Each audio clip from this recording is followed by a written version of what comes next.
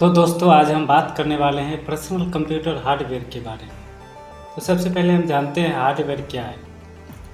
Hardware computer के वह सभी भौतिक भाग होता है जिसको हम देख सकते हैं और छू सकते हैं।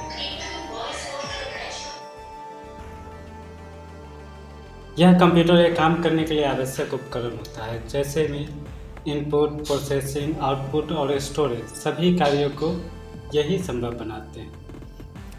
अब चलते हैं सेंट्रल प्रोसेसिंग यूनिट यानी कि सीपीयू। सीपीयू देख सकते हैं, सीपीयू ऐसा होता है। यह कंप्यूटर का मस्तिष्क यानी ब्रेन कहलाता है। सभी गणना और नियंत्रण का कार्य सीपीयू ही करता है। सीपीयू के मुख्यतः 3 भाग होते हैं। पहला होता है एएलयू यानी arithmetical logic unit.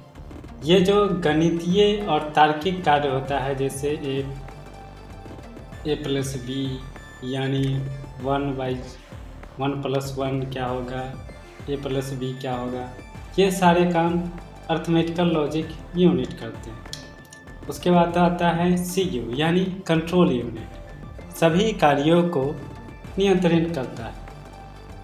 Control unit जो होता है यह सभी कार्यों को नियंत्रित करता है। उसके बाद आते हैं रजिस्टर्स यानी डेटा को अस्थायी रूप से इसमें संग्रहित करता है, यानी कि इसमें स्टोर करता है।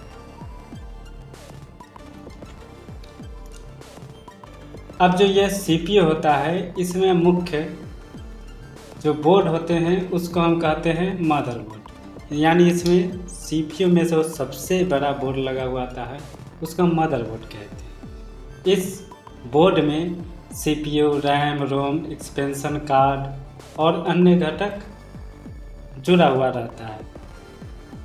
सभी हार्डवेयर उपकरण को आपस में जोड़ने और संचार करने का काम मदरबोर्ड करता है। अब आते हैं स्टोरेज डिवाइस। ये हमारे जो भी डाटा होते हैं उसको अस्थायी या अस्थायी रूप से एक जगह स्टोर करता है और यह स्टोर करने के लिए इसका उपयोग किया जाता है। पहला होता है प्राइमरी स्टोरेज यानी प्राथमिक। ये जैसे हम कह सकते हैं रैम और रोम। ये होता है, रैम जो होता है अस्थायी मेमोरी होता है और रोम अस्थायी मेमोरी होता है। दूसरा होता है सेकेंडरी स्टोरेज यानी द्वितीय मेमोरी। इसमें आते हैं हार्ड डिस्क, एसएसडी, सीडी या डीवीडी और पेन ड्राइव। उसके बाद होते हैं एक्सटर्नल स्टोरेज यानी बाहर से लगाने वाला स्टोरेज, यानी एक्सटर्नल हार्ड डिस्क और क्लाउड स्टोरेज। ये सभी आते हैं एक्सटर्नल स्टोरेज में। अब चलते हैं पावर सप्लाई यूनिट। यह कंप्यूटर को बिजली यानी पावर प्रदान करता है।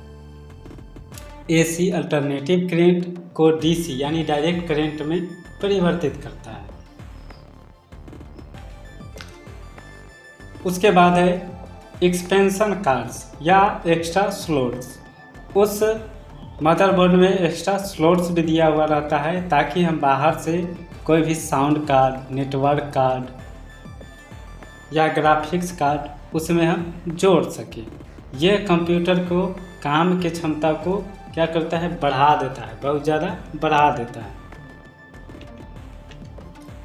अब चलते हैं हम आगे इनपुट और आउटपुट उपकरण की ओर। पहला होता है इनपुट उपकरण। इनपुट हार्डवेयर का वह भाग होता है जिसकी मदद से हम डेटा और निर्देश को कंप्यूटर में भेजते हैं, यानी जो भी डिवाइस जो कंप्यूटर को जानकारी देता है वह इनपुट डिवाइस कहलाता है। यानी सीधा सीधा समझिए, जिस भी डिवाइस के मदद से हम कंप्यूटर में कुछ भी इंटर करते हैं उसको हम इनपुट डिवाइस कहते हैं। जैसे में कीबोर्ड सबसे सामान्य इनपुट डिवाइस कीबोर्ड होता है।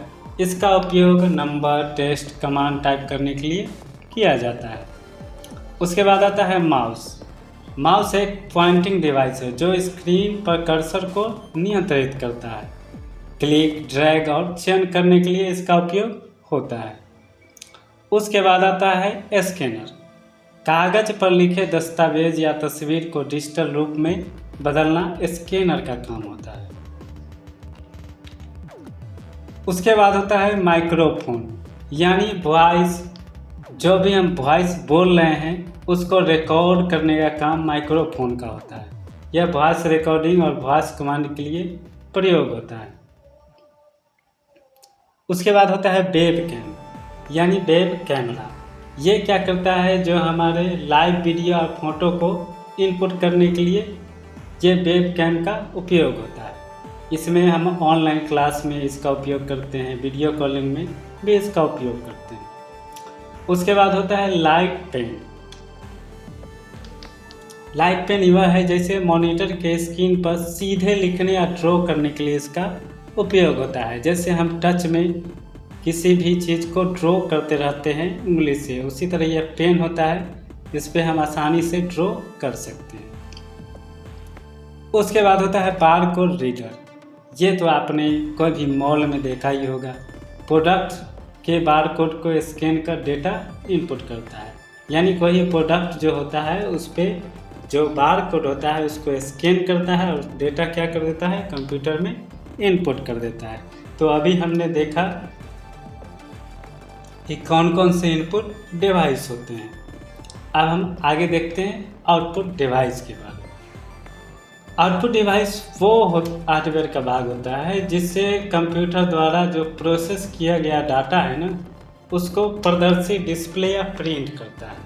ठीक है, यानी जो भी डिवाइस कंप्यूटर से जानकारी बाहर देता है, यानी कंप्यूटर से बाहर देने वाला डिवाइस, उसको हम आउटपुट डिवाइस कहते हैं।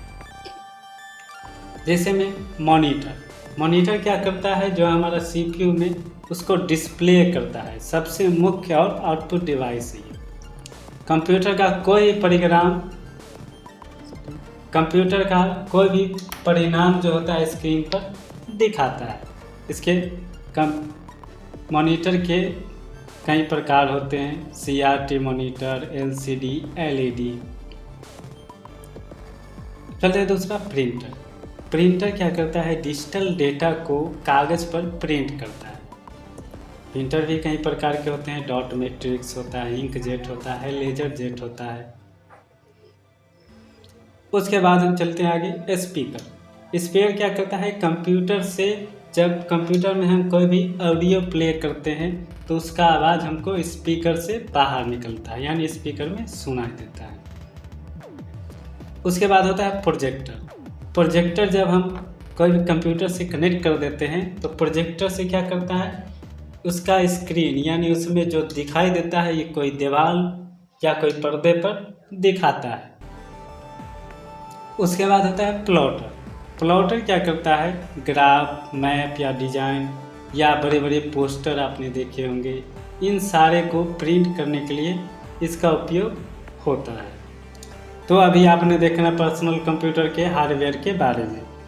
इसमें इनपुट डिवाइस, आउटपुट डिवाइस और CPU में लगने वाले डिवाइसेस के बारे में। तो मिलते हैं अगले वीडियो में।